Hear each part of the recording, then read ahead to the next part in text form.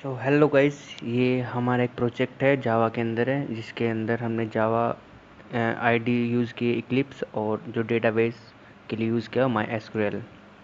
सो ये मैं उसका डेमो दिखा रहा हूँ अभी यहाँ पर। ये लॉगिन पेज है, इसमें मैं पासवर्ड और लॉगिन आईडी डालनी पड़ेगी।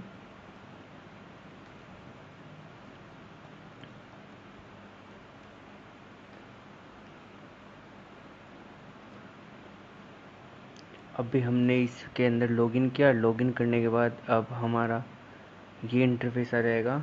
ये हमारा मेन इंटरफेस है। यहाँ से हमारा पूरा जो भी हम इसके अंदर करेंगे वो यहीं से हो जाएगा। सो ऐड न्यू सप्लायर, मतलब अगर हमें सप्लायर ऐड करना है तब ये एक मॉड्यूल है। सप्लायर का नाम इसमें हमने लिखा, अगर हमने सप्लायर का नाम लिखा हमने ABC, और सप्लायर का ईमेल abc@gmail.com, और उसका फ़ोन नंबर हमने लिख दिया।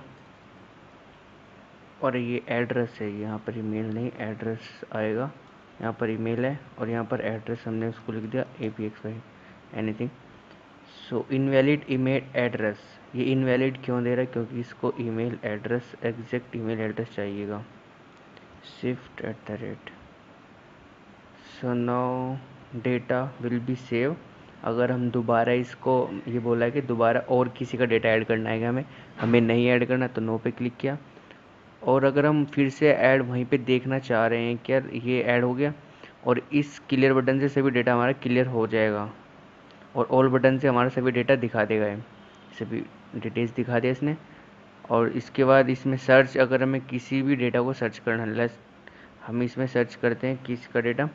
हम इसमें आईडी, एक 4 नंबर आईडी है, ठीक है। हम आईडी से चेक करते हैं, किसी का भी डेटा से सर्च करते हैं। सर्च ID4, और ये आ गया उसकी डिटेल्स, ठीक है। अब क्लियर से हम डेटा क्लियर हो जाएगा और इससे फिर हमारा सभी डेटा दिखा देगा। अगर मैं ID 18 डालूँ यहाँ पे, तो 18 आईडी पे सभी इसकी डिटेल्स दिखा देगा, और 19, तो जितना भी हमारे पास डेटा होगा उसके अकॉर्डिंग सभी डिटेल्स दिखा देगा यहाँ पर।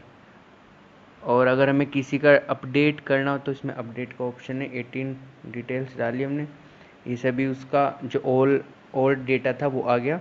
अगर हमें इसमें कुछ अपडेट करना है, अब हम यहाँ पे चाह रहे हैं कि उसका सप्लायर नेम ऐसा कुछ हो, और एड्रेस हमने कुछ भी इसमें डाल दिया, फ़ोन नंबर, और हम उसका ईमेल एड्रेस भी चेंज कर रहे हैं, तो ये अपडेट हो गया। अब अगर हम फिर से चेक करें इसको, तो यहाँ पर 18, और भी चेक करते हैं, वो यहाँ पर सभी डेटा अपडेट हो गया है।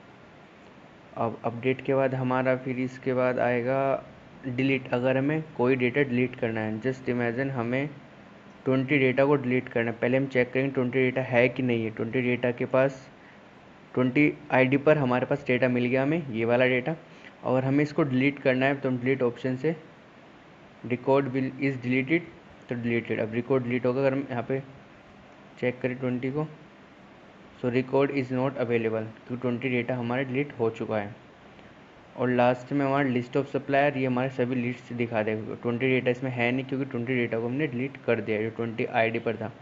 ये सभी ऐसे से हमारा मेडिकल्स दवाई के लिए, कि हम मेडिकल्स में दवाई कौन कौन सी ले रहे हैं, इसमें हम डेटा फिल करेंगे तो डेटा हमें सब दिखा देगा। ये हमारा डेटा है, और ये क्या क्या हमने इसके डिटेल्स डालेंगे तो सभी इसके अंदर आ जाएगा। थर्ड नंबर पे रिपोर्ट, अगर डेली परचेज रिपोर्ट कितनी हुई हमारी, अगर हम यहाँ पर डेट डालने के बाद हमारी रिपोर्ट दिखा देगा कि एक दिन में हमने कितनी बाई किया, कितना लॉस किया है, या कितना हमने एक दिन की सप्लाई की है। सो यहाँ पर चेक करते हैं हम आज का स्टॉक। स्टॉक सभी ये हम डेट चेक करते हैं। कौन सी डेट को? हम इस वाले डेट को चेक करते हैं, 20/8 को कितना हमने परचेज़ किया है, ठीक है। तो यहाँ पर रिपोर्ट और परचेजिंग डेट 20/8 को क्या किया हमने। Note any medical is given at the date, कोई भी दवाई नहीं दी गई इस दिन को। सो अब इसमें सप्लाई को चेक करें किसने हमें कुछ दिया है उस दिन।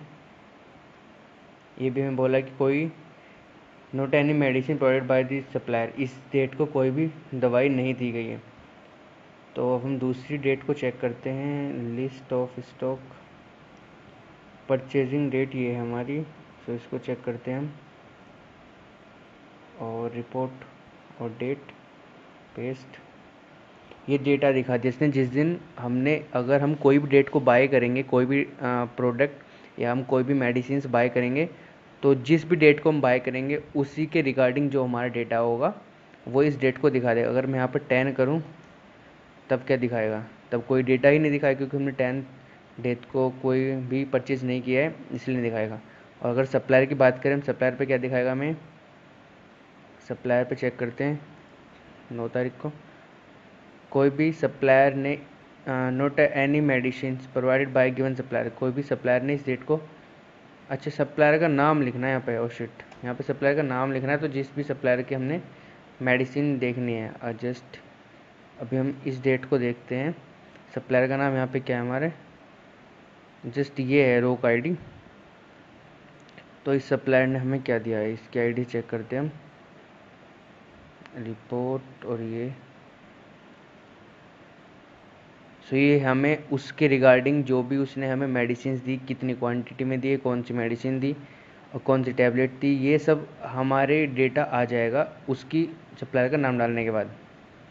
अब अबाउट सेक्शन में ये हमारा अबाउट सेक्शंस है, और अबाउट सेक्शन के बाद अगर हम एग्ज़िट करेंगे तो हमारा प्रोग्राम बंद हो जाएगा। और ये सब पूरा कोड है इससे रिलेटेड कि लॉगिन पेज में क्या है। अगर मैं इसको पूरा समझाऊंगा तो वीडियो बहुत लेंदी हो जाएगी, और मैं नहीं चाहता कि वीडियो लेंदी हो, जितना छोटा हो सके उतना वीडियो बना रहा हूँ। अगर हाँ किसी को ये कोड चाहिए और ये कोड आपको ज़रूरत है, और डेटाबेस भी इसमें कनेक्ट करना पड़ेगा, क्योंकि एसक्यूएल बिना डेटाबेस कनेक्शन के नहीं चलेगा।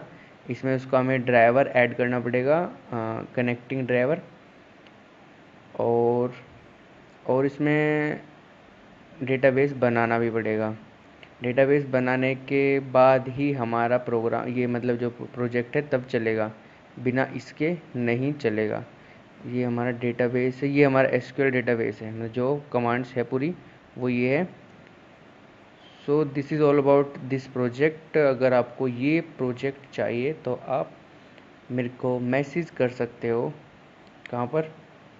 आप मेरे को मैसेज कर सकते हो मेरे व्हाट्सएप या कॉल कर सकते हो इस नंबर पे जो मैंने इसमें अबाउट सेक्शन में नंबर लिखा है, आप उसमें व्हाट्सएप कर सकते हो, या फिर इंस्टाग्राम पर मेरे को मैसेज छोड़ सकते हो इस प्रोजेक्ट का सोर्स कोड लेने के लिए। अगर इस प्रोजेक्ट का सोर्स कोड आपके पास है, चल नहीं रहा प्रोजेक्ट, तो कैसे चलेगा वो मैं आपको बता दूंगा।